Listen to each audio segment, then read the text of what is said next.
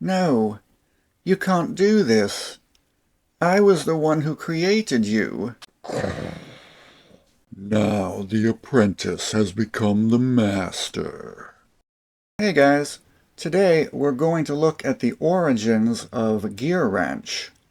To do that, we have to go back to KD Tools. KD was founded in 1918 by a Martin Dellinger and a Harry Culp. The two men had invented a valve spring compressor for the Ford Model T. Throughout the 1920s and 30s, they would go on to patent several different types of automotive valve tools. By the 1940s, they had expanded to a full line of automotive specialty tools, including ratcheting wrenches. Now these were nothing like the modern gear wrench ones. These were just stamped sheet metal around a ratchet mechanism. But this is a predecessor to the gear wrench. In the years that followed, KD would go on to become a powerhouse in the specialty tool market. Sometime in the 1980s, KD was bought out by Easeco. And then in 1990, Easeco was bought out by the Danaher Group. In 1994, Danaher acquired the Armstrong brand.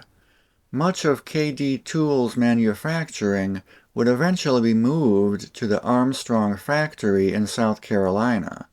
In 1996, a Taiwanese company, Rui Yang, invented a new type of ratcheting wrench.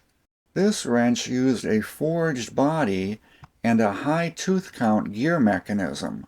Danaher partnered with Yang to create the GearWrench brand and market the wrenches in the US.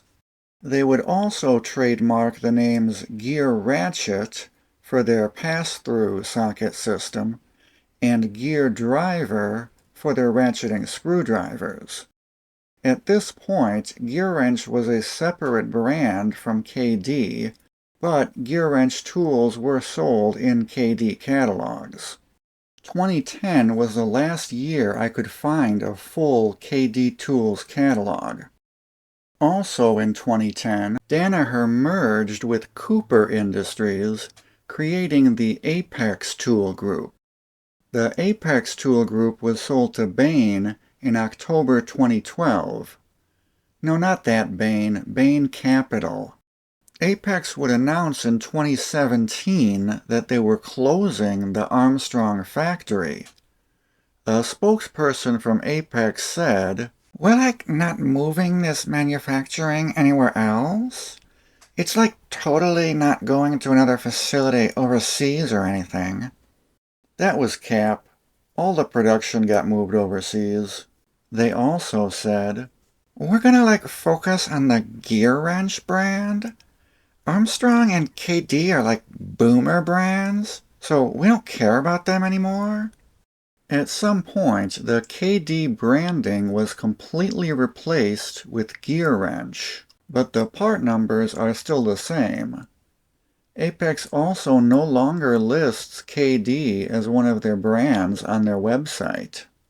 With KD out of the way, GearWrench was able to absorb their product line and more. GearWrench now has a full line of mechanics tools and has become the powerhouse tool company that KD once was back in the day. I know all the GearWrench stuff is made overseas, but I've been pretty happy with all of my GearWrench purchases.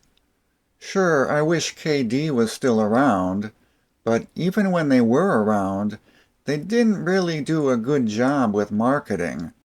Apex put way more points into GearWrench's charisma.